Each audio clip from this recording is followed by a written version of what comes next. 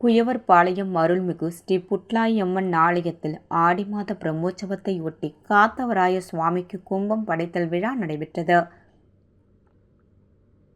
புதுச்சேரி குயவர்பாளையம் செல்லப்பெருமாள் கோவில் வீதியில் அமைந்துள்ள அருள்மிகு ஸ்ரீ புட்லாயம்மன் ஆலய ஆடி மாத 6ஆம் ஆண்டு பிரம்மோற்சவ விழா கடந்த 7ஆம் தேதி முதல் தொடங்கி நடைபெற்று வருகிறது.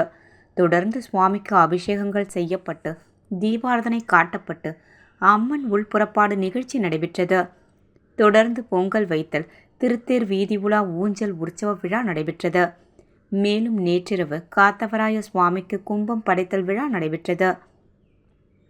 இதில் சுவாமிக்கு மட்டன், சிக்கன், மீன், கருவாடு, ரம், விஸ்கி, பிராந்தி, பீர், பன், சுருட்டு ஆகியவை வைக்கப்பட்டு சுவாமிக்கு சிறப்பு பூஜை செய்யப்பட்டு கும்பம் படைத்தல் விழா நடைபெற்றது. தொடர்ந்து சுவாமிக்கு மகா தீபாராதனை காட்டப்பட்டது.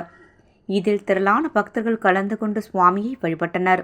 இதற்கான ஏற்பாடுகளை ஆலய அறங்காவல் குழு நிர்வாகிகள், ஆலய அர்ச்சகர்கள் மற்றும் ஊர் பொதுமக்கள் சிறப்பாக செய்திருந்தனர்.